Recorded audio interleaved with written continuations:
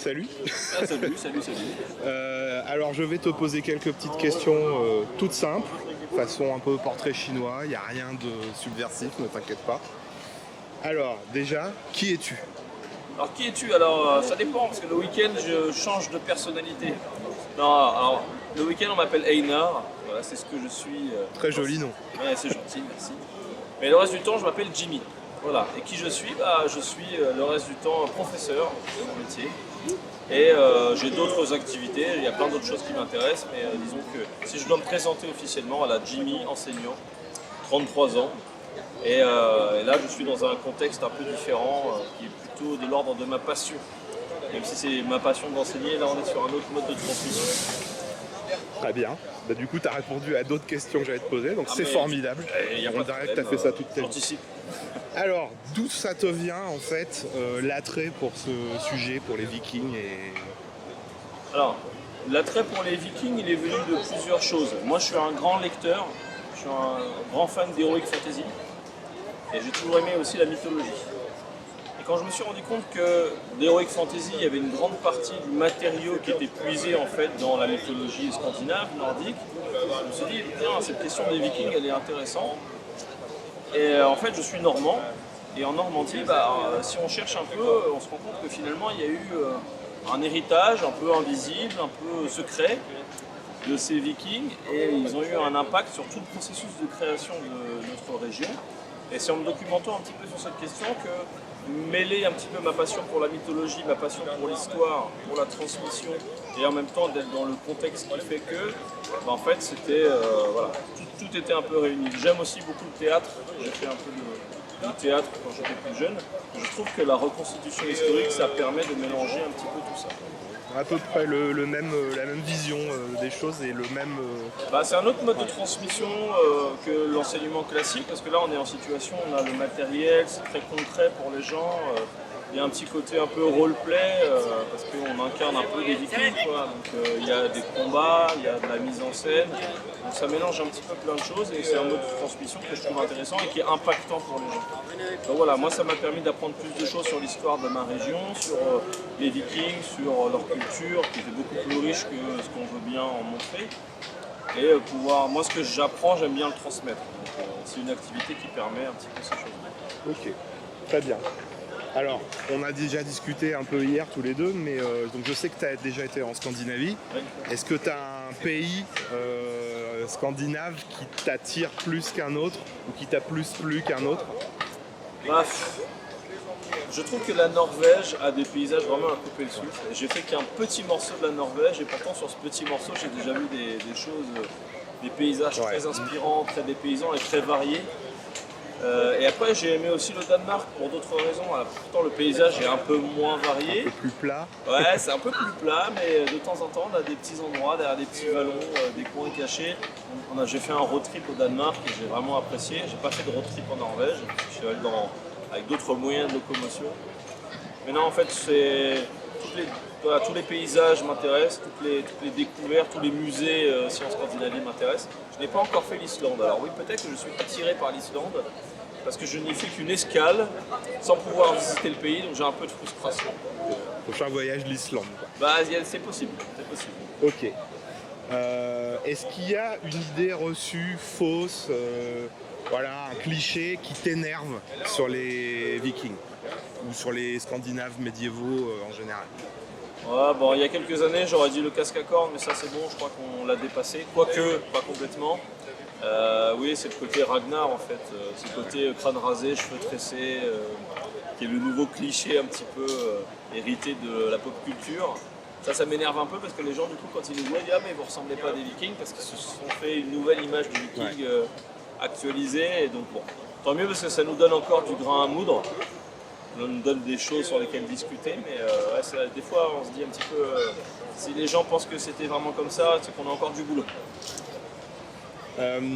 Est-ce que tu as un souvenir dans le cadre de tes activités de reconstituteur, un souvenir qui t'a vraiment marqué, ton meilleur souvenir ou ton pire souvenir d'ailleurs, une galère ou je sais pas, c'est à toi de voir.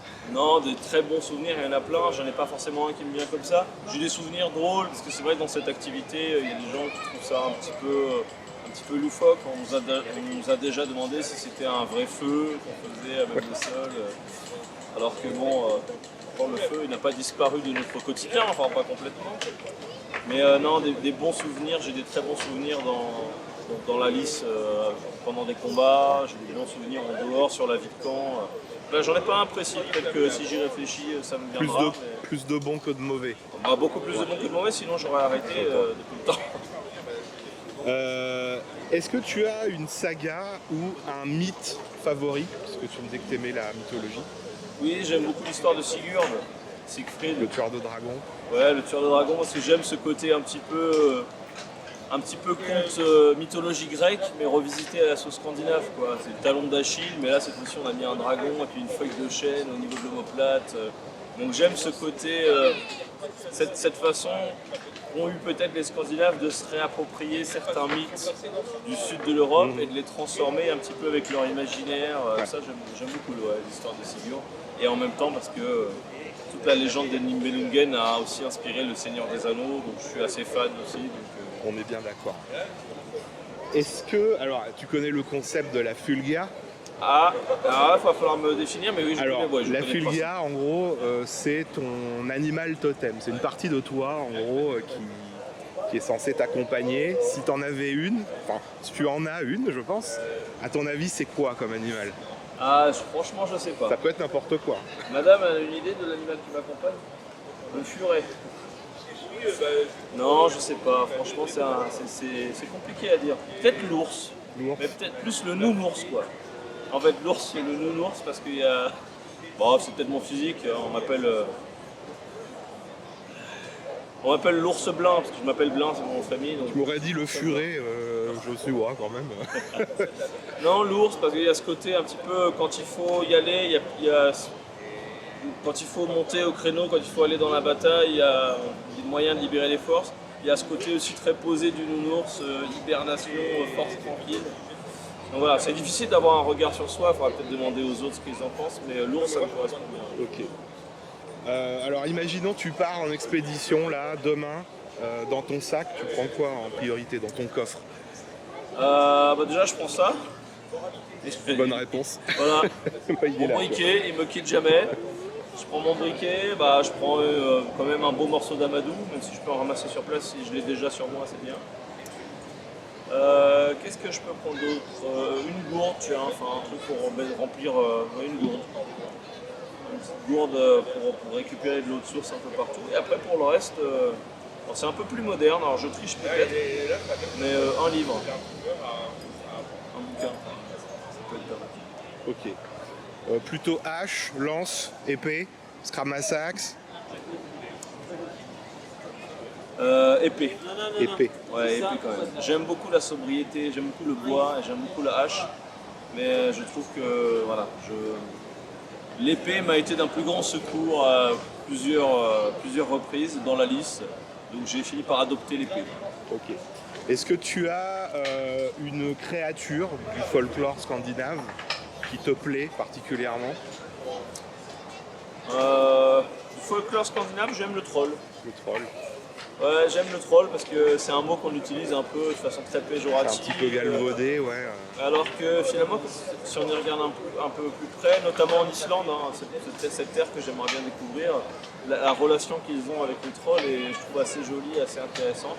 C'est une créature un peu mystérieuse, on ne sait pas trop si elle est malfaisante, bienfaisante. En fait, c'est la nature est neutre, tout dépend de comment on la perçoit. Et donc j'aime cette histoire du troll, parce que dans la pop culture a souvent décrit le troll comme une espèce de géant un peu idiot. Alors ça peut arriver, hein, mais c'est un peu plus complexe que ça. Quand on y regarde de près dans les textes, le mot troll est un peu à définir. Il y a un aspect magique aussi beaucoup dans le troll.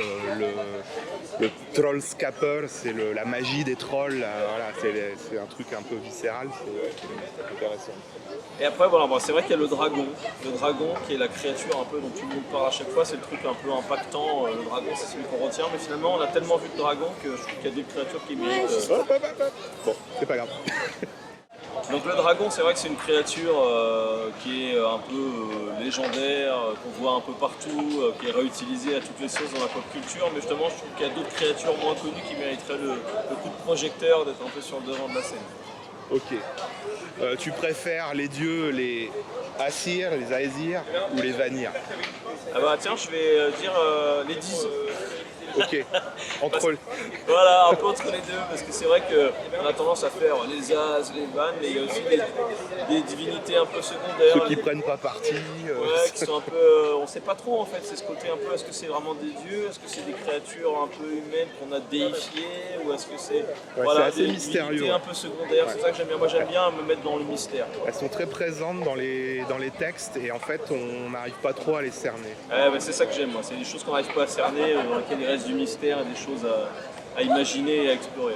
Bon, on a déjà fait les 3 quarts. C'est bien. C'est pas mal. Est-ce que quel est ton dieu préféré du coup dans le panthéon C'est pas facile parce que mon dieu préféré, c'est pas à cause des textes et des sagas. J'aime beaucoup Heimdall Ouais. et c'est à cause de Marvel. Parce que T'as le droit, Idris Elba dans le rôle d'Heimdall, Ça t'a plu? qui a été très décrié en plus comme choix de casting. Moi j'ai trouvé très classe, très impressionnant, un bon personnage, et c'est un dieu que j'aimais bien déjà, mais incarné par Idris Elba, j'ai trouvé encore plus chouette. Donc, Ouais. je dirais que c'est Heimdall. Moi j'étais pas trop Marvel non plus et je l'ai vu assez récemment et j'ai dit que finalement je me suis dit ah ouais c'est vraiment cool, c'est vraiment pas mal. Il y a des Ils ont choses une intéressantes. vision sympa sur certaines choses et voilà. Qu'est-ce que ça t'a apporté au quotidien en fait de faire tout ça, de t'habiller en viking, de combattre, de voyager Alors déjà ça permet une certaine déconnexion, parce que c'est vrai quand on est un petit peu dans son train-train, métro, boulot, dodo, bon, je schématise que j'ai un métier qui me passionne beaucoup, mais ça fait un week-end où on laisse un petit peu le téléphone derrière soi, on essaie d'être vraiment un peu en immersion, avec des compromis bien sûr, mais vraiment être avec les gens, pas être derrière les écrans, discuter, rencontrer des gens, ça c'est chouette. Les combats aussi, c'est l'occasion de faire du spectacle ou d'amuser en fait. Les gens s'amusent, les gens sont impressionnés, donc provoquer des émotions chez les gens, je trouve ça intéressant. Voilà, c'est des rencontres, c'est de la transmission, c'est du partage, c'est de l'apprentissage aussi parce qu'il y a des choses qu'on ne sait pas encore et on va les apprendre auprès d'autres, auprès de forgerons, auprès d'autres troupes qui ont des connaissances spécifiques. Donc ouais, ça m'apporte quand même plein de choses. Et c'est vrai que des fois, il y a certains week-ends comme ça où on a du mal à retourner dans le quotidien. Ok. Est-ce qu'il y a un élément dans ton kit de reconstituteur, dans ton costume, qui te tient à cœur, ton élément de costume préféré? Ah, ça c'est pas facile. Mon élément de costume, ouais. Et pourtant, il n'est pas vraiment historique. Je peux aller le chercher peut-être. Ah, vas-y.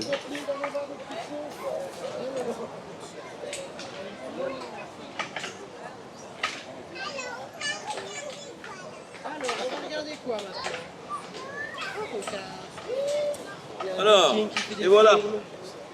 Ça, j'y tiens particulièrement. Alors, je sais qu'on n'en a pas retrouvé parce que c'est du cuir et archéologiquement, le cuir, c'est normal. Donc, on imagine que les Vikings se protégeaient avec ça. On extrapole. Ça fait partie des compromis dont je parlais. Et moi, je les ai quasiment depuis que j'ai commencé la reconstitution. Ils m'ont servi dans plein de batailles. On voit qu'ils ont pris quelques coups. C'est mon frère qui me les a fait, qui me les a découpés, qui m'a récupéré le cuir, qui me les a un peu taillés sur mesure. Ils m'ont jamais fait défaut et j'aime ce côté un peu cuir brut, indestructible, on dirait du chêne alors que c'est du cuir. C'est pas complètement historique, mais voilà, ça fait partie des choses increvables et dont je pense que je ne me séparerai jamais tant que je ferai des combats et de la reconstitution. Ok. Est-ce que tu aurais des conseils à donner à quelqu'un qui veut débuter dans ce milieu formidable de la reconstitution? Pas forcément viking d'ailleurs. Oui, de la reconstitution, il y en a de toute période, de toute histoire. Donc le premier conseil, c'est de savoir ce qui l'intéresse vraiment en fait. Si c'est une période historique particulière ou si c'est juste le fait de faire des week-ends comme ça en immersion, parce qu'il y a d'autres choses qui existent. Il y a le jeu de rôle grandeur nature, si c'est plus l'histoire, si c'est plus le roleplay. Donc il faut vraiment que bien, mais il n'y a qu'en essayant en fait. On sera vraiment sûr de ce qui nous intéresse. Et une fois qu'on a essayé, c'est de trouver une troupe avec qui le courant passe bien. Ou alors si on ne trouve pas de troupe, le faire en solo, c'est aussi possible. Il y a des gens qui ont des conceptions très claniques de leur reconstitution, mais il y a des gens qui sont tout seuls, il y a même des gens qu'on a invités avec nous ce week-end et qui sont tout seuls et ils s'en sortent très bien. Donc ça dépend de ce qu'on cherche. Ok. En tout cas, il faut toujours penser à investir d'abord en termes de matériel dans une tunique, un pantalon et une paire de chaussures. Il me semble que c'est la base. C'est la base.